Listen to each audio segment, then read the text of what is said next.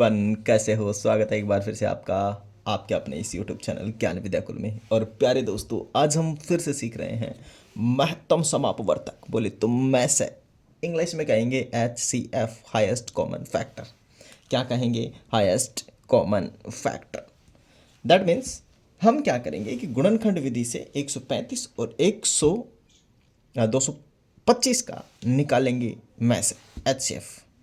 इससे पहले हम इसकी डेफिनेशन जान लेते हैं कि जो महत्तम समापवर्तक है उसकी परिभाषा क्या है। परिभाषा है वह बड़ी से बड़ी संख्या जो दी गई संख्याओं को पूरी तरीके से डिवाइड कर दे, भाग दे दे। दैट मीन्स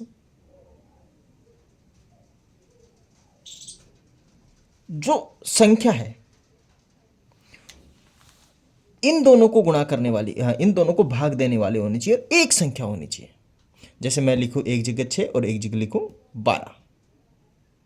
ठीक है, या समझ लो कि मैं एक जगह तो लिख देता हूं 10 और एक जगह लिख देता हूं 15। तो दोनों को 15 में तो सॉरी यहां लिखता हूं 25। ठीक है, 25 में भी 5 ही तो रहेगा, दो संख्या चाहिए मेरे को, दो संख्या चाहिए ना। तो एक जगह मैं करता हूँ 20 और एक जगह कर देता हूँ 30। ठीक है, दो संख्या मैंने लिखी। अब इनको डिवाइड कौन कर रहा है? क्या 2 से डिवाइड हो रहे हैं। ये 4 से भी 4 से तो नहीं हो रहे हैं, और 5 से भी हो रहे हैं, 10 से भी हो रहे हैं, दोनों के दोनों डिवाइड। तो क्या HCF ये है? ये होगा सबसे बड़ी संख्या। कौन होगा? 10 होगा, सबसे बड़ी संख्या होनी चाहिए। तो वही हम निकालेंगे कौन सी विधि से? भाग विधि, गुणनखंड विधि से। लीजिए, सबसे पहले निकाल लीजिए अपने पास 100 जो कितना है, टेढ़ा हो गया, सीधा करते हैं थोड़ा सा। कितना है ये? 135। इसका निकालेंगे अभाज्य गुणनखंड। 2 से डिवाइड तो नहीं हो रहा, विषम संख्या है तो 3 से डिवाइड हो जाएगा, क्योंकि जोड़ो 4 2 4 5 9 हो रहा है, मतलब संख्याओं का योग 3 से विभाजित हो रहा है, तो मतलब 3 का भाग जाएगा। 3 चौक 12, एक बचेगा, 3 पंजी 15, फिर 3 से डिवाइड हो रहा है, 3 एकम 3 और 3 पंजी 15, फिर जा रहा है 3 से डिवाइड, 3 पंजी 15 और 5 से जा रहा है 3 एकम 3। ठीक है, अब 225 को भी हमें डिवाइड करना है, अभाज्य गुणनखंड करना है। ये भी 3 से ही जा रहा है, क्योंकि संख्याओं का योग 9 हो रहा है। 2 से तो जाने रहा है क्योंकि विषम संख्या है।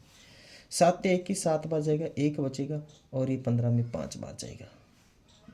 फिर लिखेंगे यहाँ पे कितना कितना लिखेंगे? 3। 3 से डिवाइड देंगे, 2 बार जाएगा, 1 बचेगा यहाँ पे, यहाँ जाएगा 5 बार। फिर 5 से जाएगा, 5 5 25, और 5 से 5 एकम 5, 5 एकम 5। समझ में आ गया?